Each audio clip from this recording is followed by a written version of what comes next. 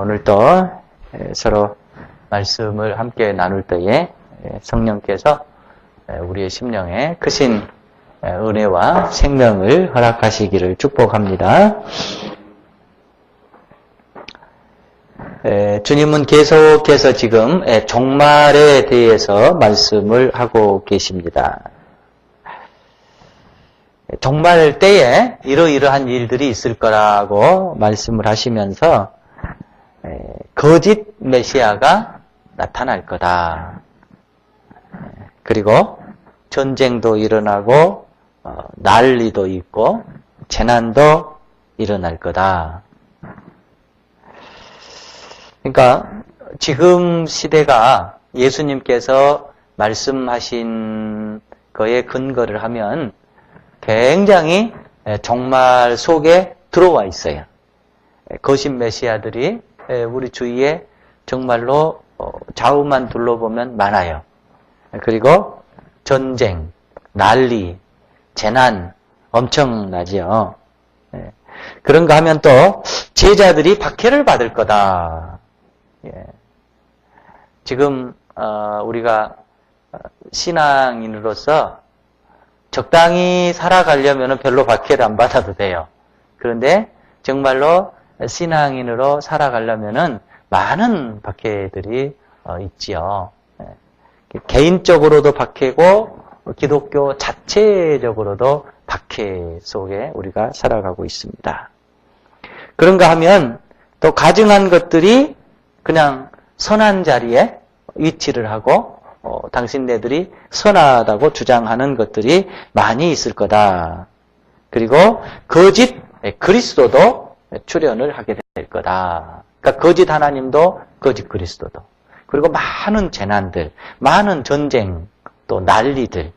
그런가 하면 정말로 가증한 것들이 아름답지 못한 것들이 위장해서 아름다운 행세를 벌이는 것들이 종말에는 말세에는 있을 거다.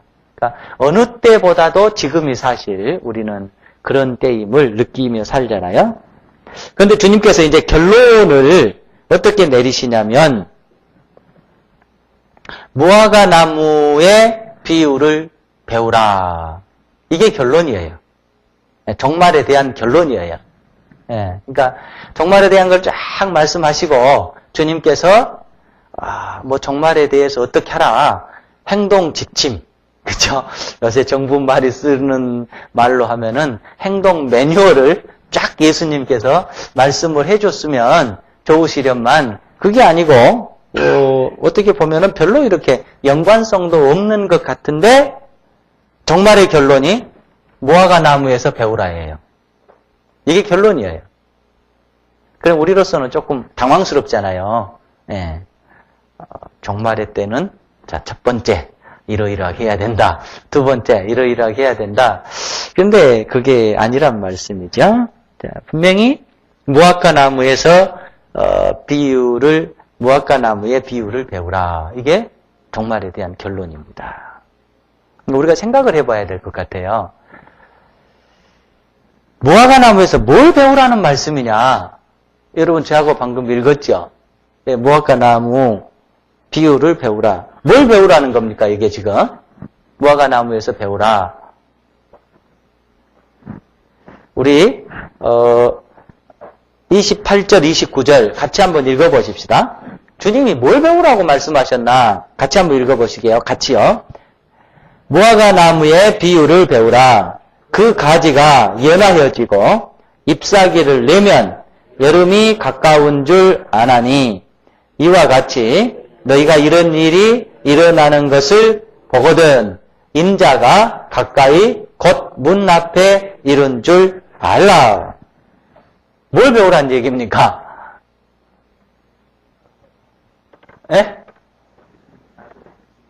그러니까 예수님께서 지금 가까이 문 앞에 오셨다는 것을 배우라고 하는 말씀이죠. 바꾸어 얘기하면 이런 얘기예요.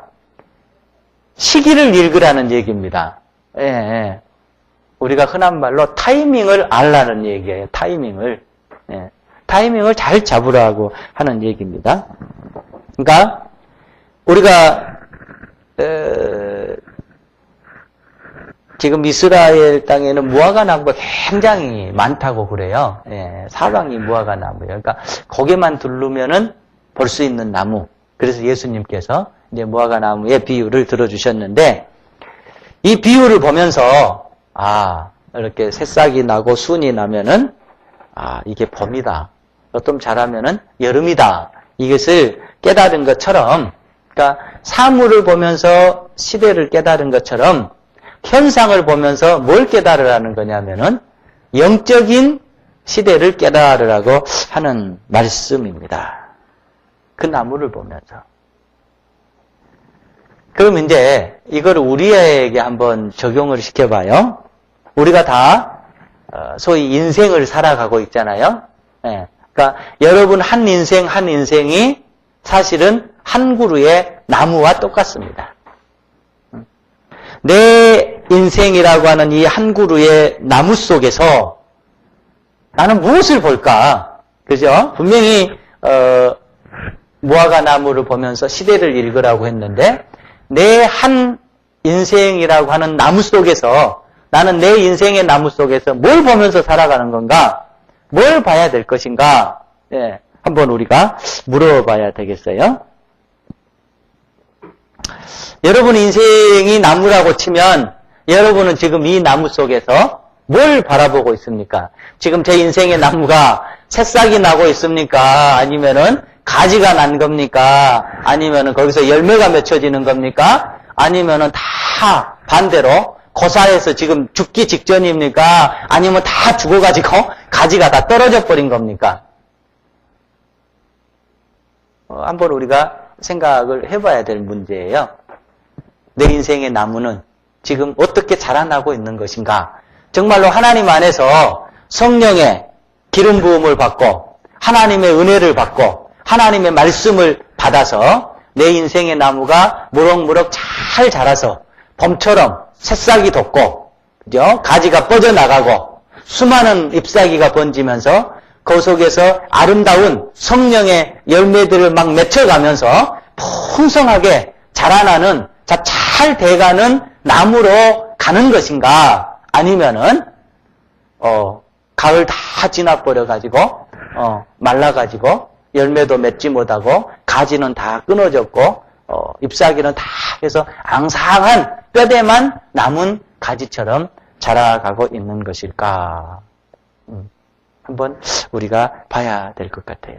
그러면서 그 속에서 우리가 내가 잘 자란다라고 한다면은 더 잘 자라도록 노력을 해야 되겠고요. 만에 하나 내 인생에 지금 가지가 가을을 맞았다. 그럼 어떻게 해야 되겠어요? 얼른 봄으로 돌려야 돼요. 얼른 여름으로 돌려야 되는 거예요. 그 이스라엘 사람들은 자녀가 태어나면은 감람나무 한 그루를 심는데요. 그럼 이 감람나무 한 그루가 이 아이와 같이 자라서 이 아이의 먹거리를 제공해 준대요. 그러니까 이 아이의 생을 책임져 준다고 하는 얘기죠. 그러면 저와 여러분이 하나님 안에서 마치 감람나무처럼 나를 통해서 나는 다른 사람들에게 적어도 생명을 주면서 살아가야 되고요. 나는 다른 사람들에게 신앙을 주면서 살아가야 되고요. 나는 다른 사람들에게 은혜를 주면서 살아가야 되고요. 나는 다른 사람들에게 영혼을 살찌게 해주면서 살아가야 될 수 있는 그런 존재가 돼야 될 줄로 믿습니다. 우리 인생의 나무를 보면서 어떤 분이 이렇게 글을 써놓은 거를 봤어요. 우리가 우리 인생의 나무를 보면서 나는 참 잘 된다. 나는 행복하다. 난 참 멋있다. 이런 사람들 그렇게 많지 않는 것 같아요. 대체적으로. 나는 왜 이렇게 어렵지? 나는 왜 이렇게 힘들지? 내 일은 왜 이렇게 안 되지? 이런 얘기를 많이 하면서 우리가 살아가요. 그것은 아마 시대가 이제 하도 그러니까 우리가 그런 것 속에 있는데 이런 얘기를 하더라고요. 우리가 우리 삶을 보면서 힘들고 어려울 때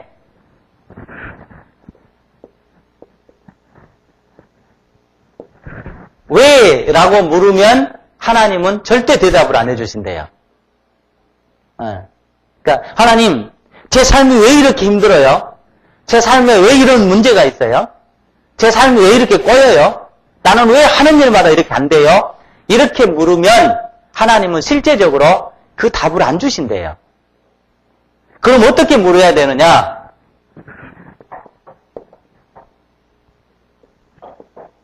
이렇게 물어야 된대요. 하나님, 이 사건 속에서 하나님은 저에게 무엇을 말씀하시려고 하는 겁니까? 네. 이 사건 속에서 하나님은 무엇을 제게 가르쳐 주려고 하신 것입니까? 하나님, 이 사건 속에서 하나님 저에게 무엇을 깨닫도록 하려고 하는 것입니까? 이렇게 물어야 된다라고 하는 거예요. 그래서 이제 이거로 문자를 쓰면은 우리가 화의로 물으면 하나님은 절대 대답을 안 하신대요. 네. 그럼 어떻게 물어야 되냐? 왓으로 물어야 된대요. 왓. 네. 자, 이것이 소위 말해서 무슨 얘기냐면은 인생의 의미를 볼 줄 아는 사람이래요. 인생의 의미를, 삶의 의미를 깨달으면서 살아가는 사람들이래요. 자, meaning, meaning. 그러니까 예수 믿는다라고 하는 것이, 우리가 신앙생활 한다라고 하는 것이 내 인생에 무슨 의미가 있을까? 내 삶에 무슨 의미가 있을까? 예, 이것을 올바로 찾을 수 있는 사람이 진짜 예수를 잘 믿는 사람이래요.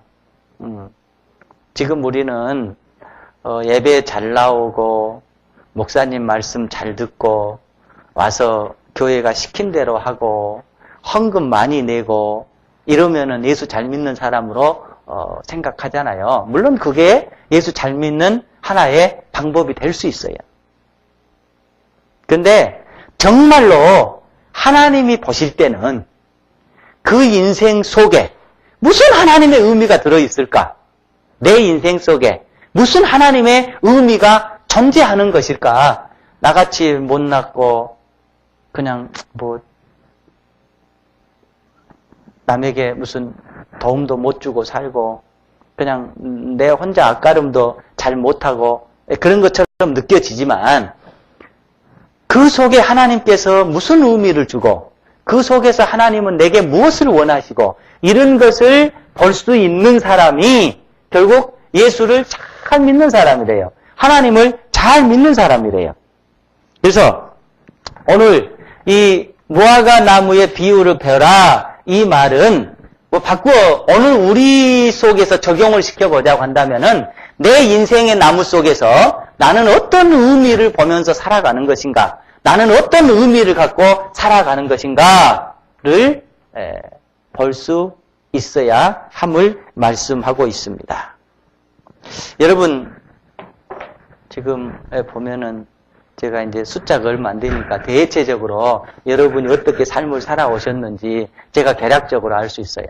우리 장로님도 권사님도 많은 고난을 당하면서 살아오셨고, 그렇지만 우뚝 살아오셨고, 우리 최 집사님도 이렇게 살아온 삶을 간략하게 제가 들었어요.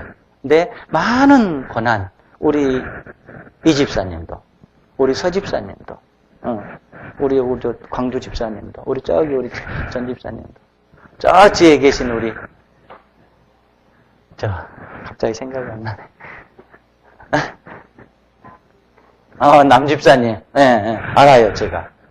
우리 진 집사님도 마찬가지시고, 저희들 가정도 마찬가지고, 가만히 보니까 대체로 평탄하게 살아온 가정 없는 것 같네요. 여기 계신 분들이. 다, 어려움을 겪고, 다 힘듦을 겪고 살아왔어요. 그러나, 그 힘듦을 겪고, 어려움을 겪고 살아왔지만, 분명한 건, 제가 여러분들에게 답을 줄 수 있는 것은 여러분들 삶에 다 의미를 부여했을 거란 말이에요. 그러니까 이기고, 그러니까 승리하고 살아왔어요.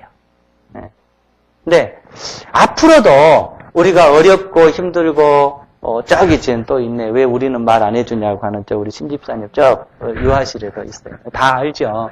다 알잖아요. 개인적으로 다 힘들게 어렵게 살았다는 것을. 그러니까 그럼에도 불구하고 우리가 우리의 삶에 그 어려움을 보는 것이 아니라 그 어려움 뒤에 있는 하나님의 역사를 볼 수 있고 하나님의 우리에게 바라는 것을 볼 수 있다라고 한다면 그 사람은 정말로 아름다운 사람이고 그 사람은 진실로 하나님 앞에 하나님께서 원하시는 삶을 살아나가는 사람이래. 우리가 이 의미라고 하는 것을 굉장히 좀 생각하면서 살아야 될 것 같아요. 특별히 우리 기독교인이라고 한다고 한다면은 기독교인이라고 하는 것이 무슨 뜻인 줄 아세요? 하나님 안에서 의미를 찾는 인생이 기독교 인생이래요. 의미를 찾는 것이. 의미를 찾는 것이. 그러니까 요새는 우리가 막 사고하기를 싫어하고 그냥 보는 문화니까 보는 것만 하고 하잖아요. 그래서 자꾸 이것만 쓰다 보니까 뭐가 안 돼 버리냐면은 이게 안 되는 거예요. 이게. 그러니까 우리의 인생을 통해서 이걸 자꾸 써서 내 인생 속에서 하나님의 무슨 의미가 있을까? 내 삶 속에서 하나님의 무슨 의미가 있을까? 내가 힘들지만 이 힘듦 속에서 내가 하나님의 무슨 메시지를 발견할까? 하나님께서는 저에게 무엇을 말씀하실까? 이런 것들을 배워나가는 것이 곧 뭐냐면은 무화과 나무의 비유를 배우라고 하는 말씀과 일맥상통합니다. 그 의미를 참 잘 찾는 사람이 있어요. 신약 성경에 보면 물론 예수님은 우리의 구세주니까 예수님 제에 놓으시고 가장 자기의 삶 속에서 의미를 잘 찾는 사람이 누구냐면은 사도 바울입니다. 사도 바울. 여러분 다 아시잖아요. 바울. 이 양반은 오늘말로 하면은 의미 찾는데 천재예요. 근데 그 의미 찾는의 그 천재의 힘이 어디서 나왔냐면은 예수님에게서 나온 거예요. 자, 우리 한번 봅시다. 의미를 어떻게 찾는지. 고린도후서 12장으로 한번 넘어가 봐요. 고린도후서 12장.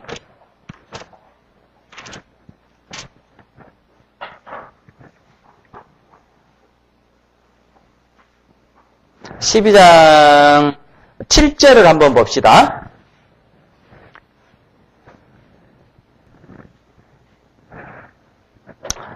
자, 우리 7절, 8절 같이 한번 읽어보십시다. 여러 계시를 받은 것이 지극히 크므로 너무 자만하지 않게 하시려고 내 육체에 가시, 곧 사탄의 사자를 주셨으니 이는 나를 쳐서 너무 자만하지 않게 하려 하심이라. 이것이 내게서 떠나가게 하기 위하여 내가 3번 죽게 간구하였더니, 여러분 이게 무슨 내용인지 아시죠? 사도 바울에게는 그 육체에 가시가 있었어요. 근데 우리가 알고 있는 대로 사도 바울은 굉장히 능력자였죠. 이렇게 전도 여행을 한다든지 이렇게 복음을 증거할 때 사도 바울이 손을 얹고 기도하면은 정말로 안 낫는 병이 없었어요. 예수님처럼 그렇게 능력의 종이었고 능력의 복음 전도자였습니다. 그러니까 손 놓고 기도하면 낫는 거예요. 손 놓고 기도하면은 치유되는 거예요. 그런데 참 아이러니하게도 자기에게는 큰 지병이 있는 거예요. 그 지병이 보통 성경학자들은 안질이었 거다. 근데 그보다 더 신빙성 있는 것은 아마 간질이었을 것이다. 그래요. 그러니까 여러분, 안질이었다고 해도 이게 사람이 눈이 이렇게 이렇게 충혈됐거나 눈병이 있어봐요. 그러면 아무리 깨끗한 사람도 어떻게 보여요? 추접스럽게 보인단 말이에요. 그런데 이제 여러분 한번 상상을 해보세요. 그 많은 사람들 앞에서 눈이 펄겋게 충혈돼가지고 눈곱 끼가지고 설교해봐요. 누가 의뢰 받겠어요. 그러니까 이게 치명타예요. 근데 대체적으로 안질은 아닐 거래요. 간질일 거래요, 간질. 그러니까 설교를 하다가 여러분 간질 보셨어요? 전 여러 번 봤어요. 이렇게 설교를 하다가 팩 쓰러져가지고 입에서 거품 이렇게 내봐요. 그것이 복음의 뭔 덕이 되겠습니까? 전도하는데 무슨 그게 효과가 있겠습니까? 그러니까 바울로 봐서는 이게 치명타인 거예요. 그래서 하나님, 제가 하나님의 종으로 많은 능력을 받았습니다. 그리고 실제적으로 제가 주의 이름으로 손을 얹고 안수하면은 능력이 일어남을 제가 경험합니다. 실제적으로 수많은 사람들을 제가 고쳤습니다. 그런데 이 복음을 증거하는데 제가 알 수 없는 병 때문에 시달린다라고 한다면 이게 얼마나 하나님 앞에 도움이 되겠습니까? 제가 건강한 모습으로, 능력 있는 모습으로 주의 사명을 감당할 때 더 아름다운 것 아닙니까? 내가 남들의 병은 고쳐주면서 어찌하여 제 병은 고칠 수가 없겠습니까? 자괴감도 들고요. 자멸감도 들고 그러겠죠. 그래서 그가 기도를 했어요. 하나님 앞에. 3번 기도했다고 그래요. 이 3번이라고 하는 것이 꼭 1번, 2번, 3번이 아닐 거란 말이에요. 수없이 하나님 앞에 기도했어요. 그런데 그렇게 기도했는데 이 사도 바울의 그 육체적인 가시가 여러분이 아시는 대로 치료를 받았어요? 치료를 못 받았어요? 치료를 못 받았습니다. 그러면 어찌 되는 겁니까? 제가 능력 있게 다른 사람 다 병을 고쳐줬어요. 그런데 제 병은 고치지 못했어요. 여러분이 사도 바울의 입장이라고 해봐요. 어떤 생각이 들어요? 야, 이건 내가 뭐 이렇게 잘못하는 거 아니야? 예. 내가 이거 잘못, 하나님 앞에 서 있는 거 아니야? 그죠? 하나님이 날 안 사랑하시는 거 아닐까? 하나님은 내 기도 안 들어주시는 거 아닐까? 예. 이렇게 해석할 수가 있단 말이에요. 이렇게 해석할 수가 있어요. 그런데 그 다음을 우리가 한번 읽어봐요. 그 다음을 읽어보면 어떻게 나와요? 9절에 나에게 이르시기를 내 은혜가 내게 족하도다. 이는 내 능력이 약한 데서 온전하여 집이라 하신지라. 그러므로 도리어 크게 기뻐함으로 나의 여러 약한 것들에 대하여 자랑하리니 이는 그리스도의 능력이 내게 머물게 하려 함이라. 그러니까 여기서 지금 보면은요, 내게 이르시기를 주님께서 지금 사도 바울에게 말씀을 하셨을 거예요. 자, 그렇다라고 한다면 이 예수님께서 사도 바울에게 정말로 사도 바울이 육신의 길을 가지고 들을 수 있도록 이렇게 말씀을 하셨을까? 물론 그렇게 하셨을 수도 있을 거예요. 그러나 아마 사도 바울은 기도하면서 그런 영적인 의미를 찾아냈을 수도 있단 말이에요. 자신의 삶을 통해서 예수님께서 너는 연약할 때 능력이 있으니까 내 병을 안 고쳐준다 이렇게 말씀하셨을 수도 있어요. 그러나 또 반대로 생각해보면 그렇게 수없이 기도함으로써 고쳐질 줄로 믿었는데 안 고쳐지는 거예요. 그러니까 하나님 왜 내가 이러는 것입니까? 라고 묻는 것이 아니라 하나님 이 의미가 무엇입니까? 하나님은 내 인생에 왜 이런 의미를 줬습니까? 라고 묻는 것이 아니라 하나님 이 내 육신의 가시 속에서 하나님은 제게 무엇을 원하는 것입니까? 라고 자기의 의미를 찾아갈 수가 있었다라고 하는 거예요. 그러니까 자신의 그 삶을 잘 해석해 냈다라고 하는 것입니다. 그러니까 여러분이 제가 지금 삶을 살아나가면서 어려울 때 어렵다라고 해석할 수가 있어요. 그러나 그걸 뛰어넘어서 또 다른 해석을 할 수도 있을 거예요. 네, 여기 지금 사도 바울과 같이. 그래서 오늘 이 말씀은 여러분의 인생의 나무를 바라보면서, 제 인생의 나무를 바라보면서 나는 내 인생 속에서 어떤 의미로 나를 해석하면서 살아갈 것이냐. 주님은 그것을 우리에게 요구하고 있습니다. 제가 언젠가 한번 말씀드렸어요.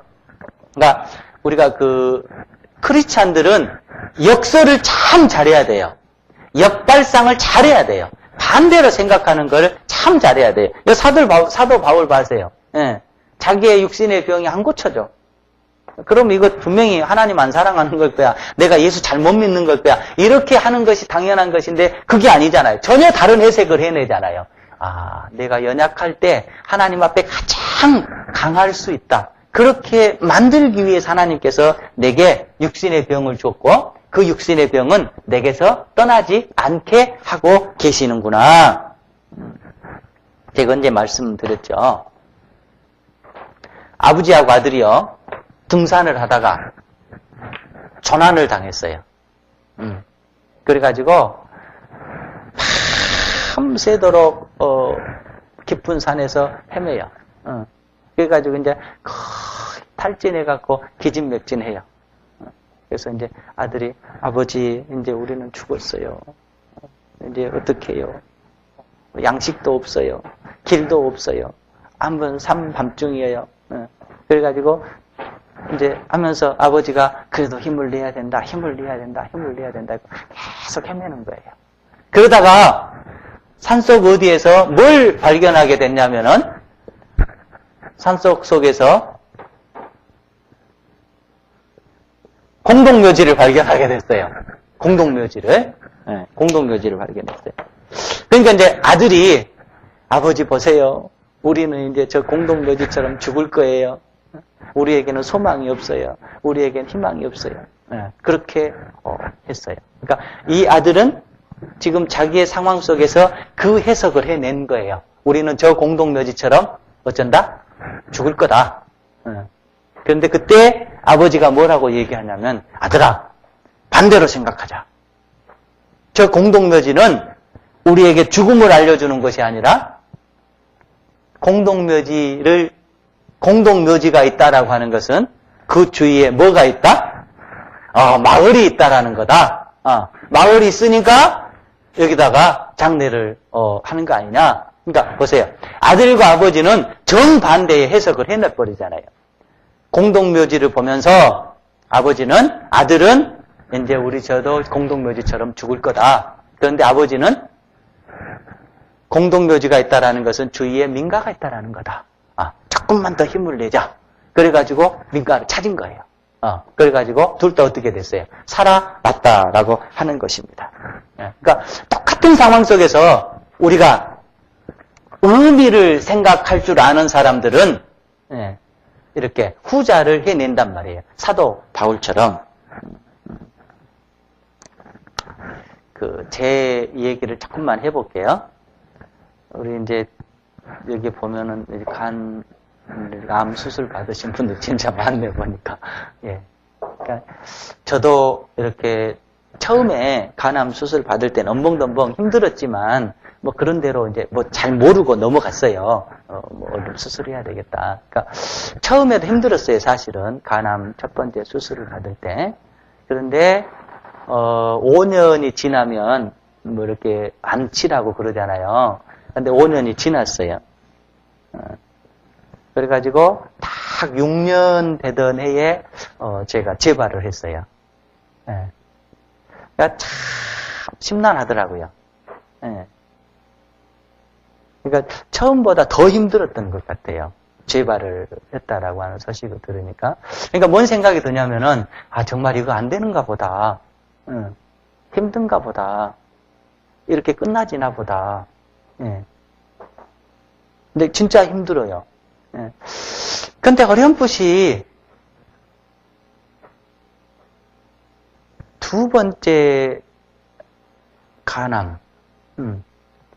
그럼에도 불구하고 내가 두 번째 간암을 이길 수 있는 내 삶의 의미가 뭘까? 어렴풋이 생각해 봤어요. 근데 제 머릿속에 스쳐가는 게 있어요. 어떻게 제가 이 두 번째 수술을 이겨냈냐면, 이런 거였어요. 한번 수술했잖아요. 다음 두 번째 수술을 해요. 그럼 제가 한 번을 경험했잖아요. 두 번째는 잘할 수 있어요? 못 할 수 있어요? 말 안 되는 거죠, 사실은. 예. 한 번 해봤어요. 그러면은 두 번째는 잘할 수 있어요? 못 해요? 잘할 수 있는 거예요. 예. 생각하기 나름이다니까요. 그래서 제가 그런 거예요. 제 스스로. 왜? 내가 살아보려고 하는 거니까. 그래서 하나님, 제가 지금 두 번째 수술을 받아야 되는데요. 한 번 받아봤잖아요. 그러니까 두 번째는 더 잘할 수 있어요. 예. 지금 말로 하면은 느낌 아니까. 그렇죠? 느낌 아니까. 예. 그때 당시는 느낌 아니까 말이 없었어요. 그러니까 그렇게 얘기를 했어요. 그렇게 죄를 다독였어요. 그리고 또 하나는 뭐냐면은 간이요. 이렇게 있어요. 그러면은 4개. 이렇게 4개 있어요. 예. 그런데 처음에는 이렇게 숫자가 있어요. 간에 숫자가. 이거 2개 잘랐어요. 그런데 두 번째는 이거 2개 자른대요. 그럼 몇 개 잘랐어요? 1번, 2번, 3번, 4번. 4개 잘랐잖아요. 그럼 4개 자르면 이거 간이 자라나요? 그럼 세간이 돼요. 4개 세간으로 바꾼 거예요. 그럼 이제 어째 몇 개만 더 바꾸면 돼요? 4개만 더 바꾸면 되잖아요. 그러니까 하나님이 2개만 바꿔주신 게 아니라 4개를 바꿔주시려나 보다. 예. 그러니까 이제 그 라이프 요양에서 이제 이렇게 입원해 있는데 이제 이렇게 목요일 날인가 수요일 날인가 이렇게 그 원장님이 오셔가지고 이렇게 강의를 해요. 제가 강의를 참석했는데 이 원장님이 이제 그날따라 강의가 조금 부실하셨나 봐. 끝나고 나서 이렇게 뭐 조금 얘기를 합시다. 그래가지고 이제 환자들이 아무 얘기도 안 해요. 그러니까 이제 원장님께서 목사님이 혹시 일어나셔서 우리에게 좀 좋은 얘기를 해주실 수 없겠습니까? 그래요. 저도 엉겹결에 일어나가지고 이 얘기를 했어요. 지금 했던 얘기를 했어요. 했던 얘기를 하니까 의학적으로 보면 이게 전혀 안 맞는 얘기잖아요. 한 번 수술할 때는 쉽고 두 번째 수술은 훨씬 어렵잖아요. 예. 그런데 저는 그렇게 해석을 한 거예요. 예. 그리고 이게 지금 웃기는 얘기잖아요. 2개 자르는 건데 또 자르는 거. 그러니까는 이 원장님이 뭐라고 얘기하냐면 정말로 의학적으로 보면 말도 안 되는 얘기입니다. 그러나 환자 쪽에서 보면 이거는 정말로 기상천외한 생각입니다. 기상천외한 생각입니다. 네. 그러니까 뭘 얘기하려고 하냐면 우리가 우리의 인생에서 그 의미를 좀 잘 생각하면서 살아가야 된다고 하는 것을 말씀드리고 싶은 겁니다. 그래서 그 요새 그러잖아요. 테크라는 말 지금은 잘 안 쓰는데 옛날에 참 많이 썼어요. 제일 처음에 뭐 테크가 나왔어요? 재테크 나왔어요. 재테크. 어떻게 하면 재물을 잘 관리할까? 그러다가 뭔 테크가 나왔냐면은 그 다음 나온 게 시테크였어. 시테크. 시간을 어떻게 잘 관리할까? 그리고 근자들에서 뭔 테크가 나왔냐면은 휴테크가 나왔어요. 어떻게 하면은 휴식을 잘 취할까? 어떻게 하면 잘 놀까? 근데 정말로 우리 크리스찬에게 필요한 거는 뭔 테크가 필요하냐면은 뭔 테크가 필요해요? 사테크가 필요해요. 생각 테크. 이건 제가 전에도 한번 말씀드렸습니다. 이건 제가 제일 처음 쓴 말 같아요. 그러니까 앞으로 사테크가 나오면 저건 제 거예요. 그러니까 우리가 생각을 어떻게 관리하냐, 이거는 굉장히 중요한 거예요. 바꿔 얘기하면 내 삶 속에서 어떤 의미를 발견하면서 살아갈 거냐. 계속 반복되는 얘기입니다. 여러분 아신가요? 빅토르 프랭클이라고 하는 분이 있어요. 빅토르 프랭클. 아주 그 정신의학계에 유명하신 분이에요. 그분이 썼던 책이 죽음의 수용소라고 하는 책이 있어요. 혹시 읽어보신 분 계신가 모르겠어요. 이 책 진짜로 꼭 한번 읽어보시기를 바라요. 그 원 제목이 뭐냐면은 Man's Search for Meaning이라는 거예요. 그러니까 인간의 여행이에요. 뭐로의 여행? 의미를 찾는 대로의 여행. 근데 이분이 그 2차 대전 때 유대인인데 이렇게 수용소에 끌려가가지고 자기 어머니 아버지가 수용소에서 돌아가셔요. 그리고 자기 아내가 또 돌아가셔요. 네. 수용소에서. 그리고 지금 제가 기억이 하도 오래돼가지고 남동생인가 여동생인가 또 돌아가셔요. 그러니까 4명이 수용소에서 같이 죽어요. 네. 자기 옆에 있는 수용소에서 이 프랭클린이. 네. 그런데 이제 거기서 살아남기 위해서 이렇게 자기를 컨트롤해 나가고 그 죽음의 수용소에서 사람들이 어떻게 정신세계가 변해 나간가를 몰래 이렇게 뭡니까? 낫지 몰래 이렇게 기록을 해가지고 나중에 이렇게 책을 펴냈는데 거기에 보면 아주 진짜 심각한 장면이 하나 나와요. 뭐가 나오냐면 이제 그 한 사람이 프랭클린에게 와가지고 얘기를 해요. 뭐라고 얘기를 하냐면 나 어젯밤에 꿈 꿨다. 뭔 꿈 꿨어? 그러니까 독일이 패망한 꿈을 꿨어. 네. 나치가 패망하고 연합군이 정복해서 우리가 자유를 찾는 꿈을 꿨어. 프랭클린 그래? 확실히 꾼 거야. 확실히 꿨어. 날짜도 선명하게 내가 알았어. 날짜가 얘기 나눈 날로부터 한 2주 후예요. 2주 후요. 그러니까 프랭클린이 봤을 때는 지금 정황적으로 도저히 연합군이 2주 안에 독일을 무찌를 수 없는 상황이에요. 그래서 그 날짜가 확실해? 그러고 물은 거예요. 그러니까 확실해. 선명해. 그러니까 이 프랭클린이 그 날짜 좀 늦추면 안 돼 이래요. 네. 안 돼. 확실하게 봤어. 확실하게 기억해. 그러니까 아니야. 그렇게 확실하게 못을 박지 말고 그 날짜를 조금 느긋하게 생각해라. 그게 안 된다라는 거예요. 그런데요. 2주 후에 어떤 일이 벌어졌냐면 연합군이 쳐들어와서 이긴 것이 아니라 아무 변화가 안 일어나는 거예요. 아무 변화가 안 일어나는 거예요. 그런데요. 2주 된 그 다음 날 이 꿈을 꿨다는 분이 시름시름 아파요. 그래가지고 거기서 죽어버려요. 싫어해요. 그러니까 프랭클린이 정신과 의사예요. 그러니까 저분이 저 꿈이 사라졌을 때 생에 어떤 반응이 온다라는 걸 직감적으로 아는 거예요. 그래서 그 날짜 좀 늦추면 안 돼 하고 유도를 해봤던 거예요. 그런데 이 친구는 확실하게 믿고 있는 거예요. 그 꿈이 깨지니까 그 다음날 시름시름 해가지고 아파서 죽었어요. 죽음의 수용소에서 아프면은 뭐 약 주고 간호해주고 그러겠어요? 손가락 이러면은 가스실, 이러면은 노동으로 가는 건데. 네. 그러면서 이분이 뭐라고 얘기를 하냐면은 인간이 살고 죽는 거는 뭐에 달려있냐면은 의미에 달려있다라는 거예요. 의미. 네. 근데 이분의 그 이론이 그래요. 인간이 의미가 가장 중요하대요. 의미가. 근데 이 의미로 인생을 치료해 나가는 그 치료법을 발견을 했는데 그게 뭐냐면은 로고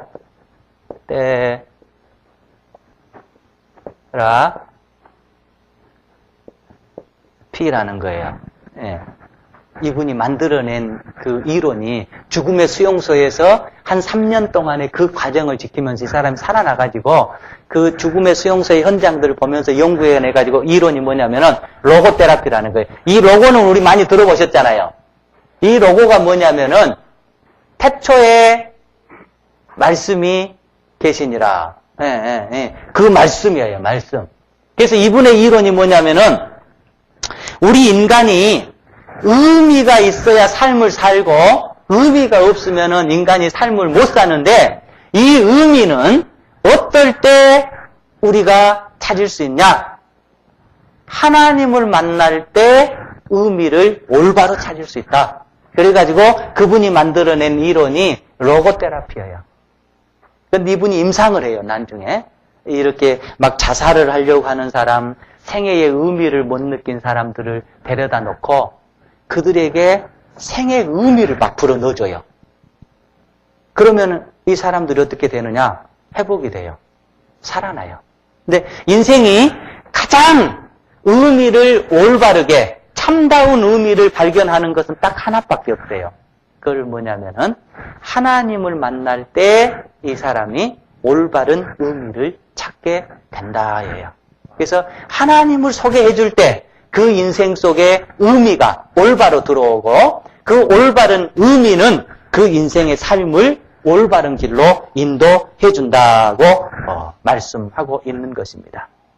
오늘 어떻게 보면 예수님께서 하시는 말씀이 그런 말씀이에요. 그런데 이제 그런 말씀에 입각해서 연구하는 사람들은 이제 우리가 쉽게 알아듣기 쉽게 이렇게 만들어내는 게 이런 거예요. 그래서 여러분이나 저나 오늘 말씀하신 무화과 나무에서 배우라 의미를 보라라는 거예요. 내 인생의 나무 속에서 나는 무슨 의미를 보면서 살아갈 것인가? 그래서 이제 최종적인 결론이 예수님께서 어떻게 결론을 맺으시냐면, 어떻게 결론을 맺죠? 깨어있으라예요. 깨어있으라. 왜 깨어있느냐?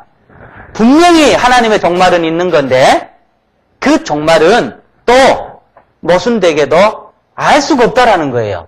언제가 올지 행동 매뉴얼도 없고 그 시기에 그것도 없다라는 거예요. 그러니까 오직 한 길은 뭐냐면은 깨어있으라는 거예요. 곧 이 말은 바꿔 얘기하면 날마다가 뭐라라는 거예요. 종말이라는 겁니다. 날마다가 종말이에요. 어느 한순간에 종말이 오는 것이 아니라 날마다가 우리에게 있어서는 종말입니다. 그래서 종말을 살아가는 우리가 깨어있는 것은 어떻게 하는 것이냐? 종말론적인 삶을 사는 거예요.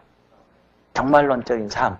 지난 시간에 우리 서로 말씀 나눴죠? 종말론적인 삶은 어떻게 사는 것이 종말론적 삶이라고 그랬어요?